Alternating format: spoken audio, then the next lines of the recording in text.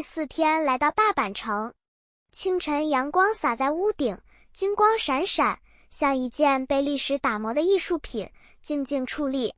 第一次见到它是10几年前，那一刻我觉得自己不是观光客，而是一名穿越来的武士，脑中甚至响起战鼓声、盔甲碰撞声，一股热血直冲上来。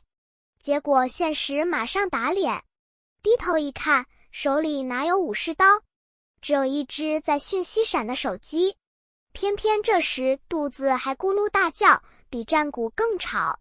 原来我的任务不是守护城池，而是找到早餐。然后就是传说中的黑门市场。很多人说这里是吃货的天堂，但10年前的我就有点怀疑，因为价格实在昂贵，让我怀疑自己是不是带错钱包。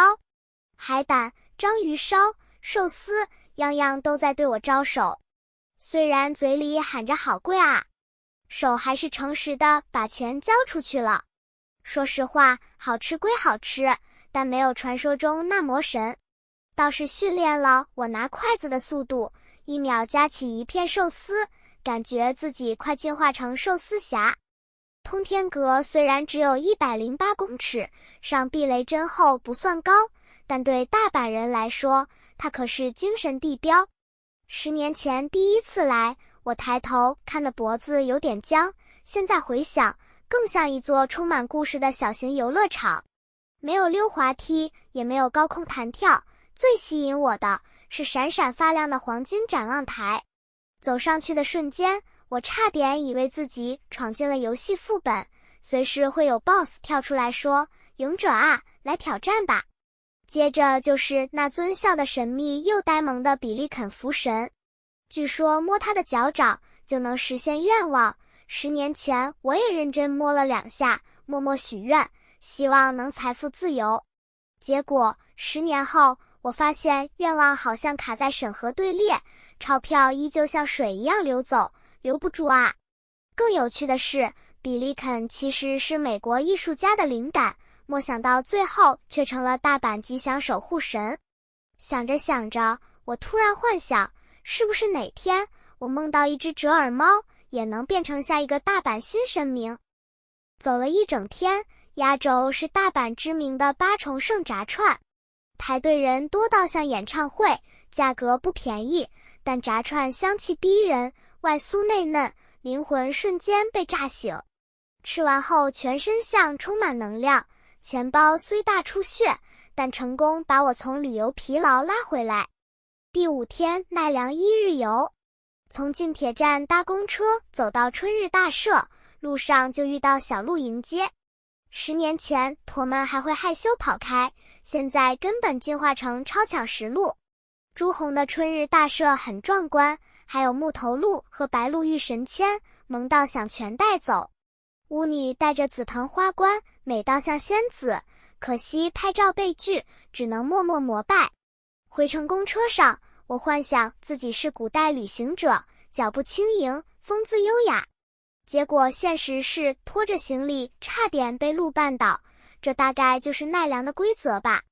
接着来到东大寺，远看就像一顶日本将军的头盔，气势磅礴到让人抬头发愣。大佛殿里有根大柱子，底部的洞据说能带来好运，孩子们排队钻，我只敢拍拍手祈祷。寺里的鹿更是主角，看到零食就猛冲，不给还会咬裤脚、顶屁股，彻底展现奈良的鹿规则。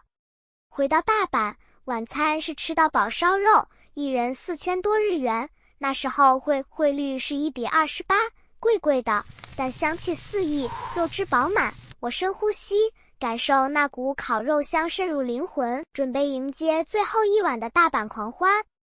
旅行最后一天，我冲到临空城 Outlet， 瞬间化身购物狂，眼睛闪着星星。每家店都想逛，每件商品都想带走。行李箱快要爆炸，我却一边计算容量，一边偷想，再买一件应该没关系吧。